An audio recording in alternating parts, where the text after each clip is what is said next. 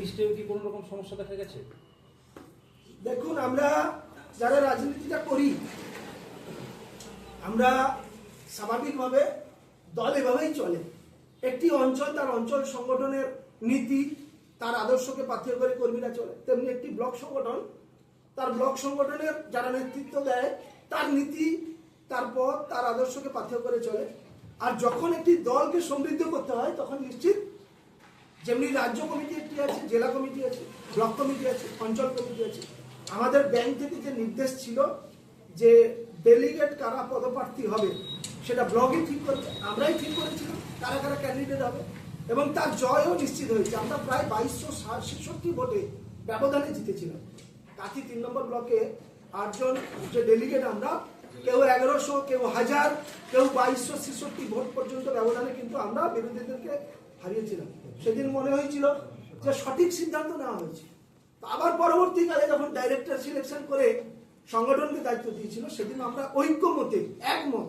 সেদিন শ্যামল দাসও ছিল, রেজুলেশনে তারও সাক্ষী ছিল, যেদিন নন্দমাইতিকে ডাইরেক্টর হিসাবে পদপ্রার্থী হিসাবে আমরা সিদ্ধান্ত নিই। এক্ষেত্রে রাজ্য যেমনি জেলাকে নির্দেশ দেয়, জেলা ব্লককে নির্দেশ দেয়, ব্লক সেই মতো করে আমরা কিন্তু কার ব্যাংকের নির্বাচনের ক্ষেত্রে সেইভাবে সেই মতো করে কাজ করেছি। তার বাইরে কোথায় কে কি অপপ্রচার করছে সেই জায়গায় আমরা কান দিব।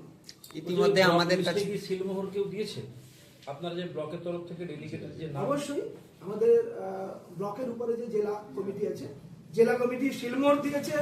পরবর্তীকালে যখন আমাদের 12টা ফাইনাল হলো কাঁথি 3 নম্বর ব্লকের ডাইরেক্টর নির্বাচনে সিদ্ধান্ত 2 জন ক্যান্ডিডেট হলো, তখন অবশ্যই আমাদের ব্লক যেমনি মিটিং করেছে, জেলা সংগঠনও মিটিং করেছে, প্রত্যেকটি জেলার নেতৃত্বরা উপস্থিত ছিল। সেগুলি খোলসা করে একদম 3 নম্বর ব্লকে শ্যামল দাসের নাম রয়েছে। যাই হোক, আমরা কোন জায়গায় ওই লিস্ট ঘুরছে জানি না।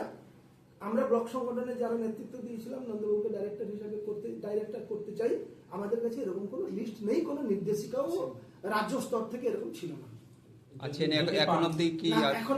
এখন অবধি কোনো সেরকম লিস্ট আমাদের কাছে আছে। যদি আসে তাহলে সেক্ষেত্রে আমরা দেখুন, মমতা ব্যানার্জির নেতৃত্বে আমরা দল করি, নেতা অভিষেক ব্যানার্জির নেতৃত্বে দল করি। আমরা নিশ্চিত এই বাংলা এখনই উন্নয়নের নিরিখে ভারতবর্ষের 1 নম্বর জায়গায় আছে। আমরা নিশ্চিত যারা তার সৈনিক হিসাবে কাজ করি, কর্মী হিসাবে কাজ করি, রাজ্য স্তরে সেরকম কোনো নির্দেশ একদম সুপ্রিমো যদি থাকে নিশ্চিত আমরা দলকে মান্যতা দিই বা দিব। আচ্ছা, আপনারা সকলেই জানেন যে আমাদের প্রিয় প্রতিষ্ঠান কন্টাই কার ব্যাংকের নির্বাচন হয়েছে। সেই নির্বাচনে আমাদের একটা বড় জয়, অর্থাৎ সর্বভারতীয় তৃণমূল কংগ্রেসের পক্ষে কার ব্যাংকে 78 জন ডেলিগেট বিরোধীদেরকে একদম ধরাশায়ী করেছে। পরবর্তীকালে 78 জন ডেলিগেট হওয়ার পরবর্তী সময়ে আমাদের প্রত্যেকটি ব্লকে 1 জন করে ডাইরেক্টর, অর্থাৎ 13 জন ডাইরেক্টর নির্বাচনের ক্ষেত্রে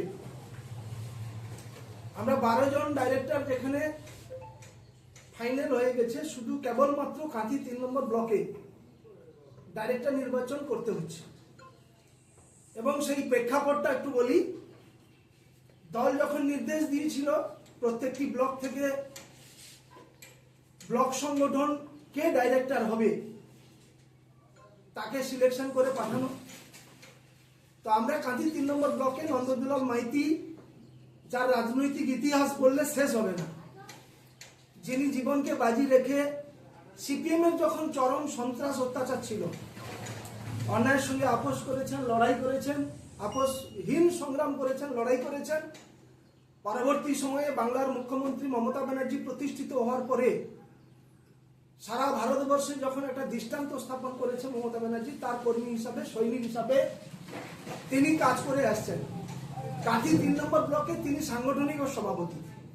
আবার একদিকে আমাদের যে ব্যাংকের নির্বাচন, সেই কার ব্যাংকের তিনি দীর্ঘদিন ডাইরেক্টর, অর্থাৎ দীর্ঘ অভিজ্ঞতা নিয়ে কার ব্যাংকেরও তিনি নেতৃত্ব দিয়ে আসছেন। যখন কার ব্যাংকের শুভেন্দু অধিকারী চেয়ারম্যান, আপনারা সকলেই জানি, কখনো কালো টাকাকে সাদা করা, বিভিন্ন অ্যাপয়েন্টমেন্ট থেকে শুরু করে, অর্থাৎ স্বেচ্ছাচারিতা, নিজের মতো করে ব্যাংক পরিচালনা করেছে। তখন নন্দদুলাল মাইতি কিন্তু আমাদের কার ব্যাংককে রক্ষা করার স্বার্থে লড়াই করে এসছে এবং এই নির্বাচনেও দল সেই মর্যাদা সম্মান আমরা দিয়েছি। ডাইরেক্টর হিসাবে কাঁথি 3 নম্বর ব্লক নন্দদুলাল মাইতির নাম আমরা ফাইনাল করে জেলা টিমকে পাঠিয়েছি।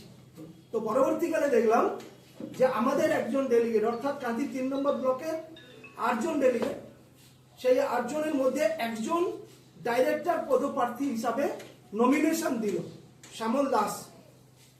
আমাদের শ্যামল দাস সম্পর্কে ক্লিয়ার হতে পারলাম, কখনো আমাদের কাছে অনেক তথ্য ছিল।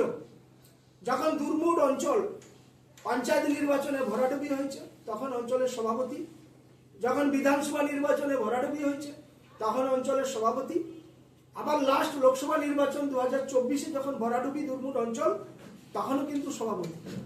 নেতৃত্বরা অনেক দিন তার এই আচরণ নিয়ে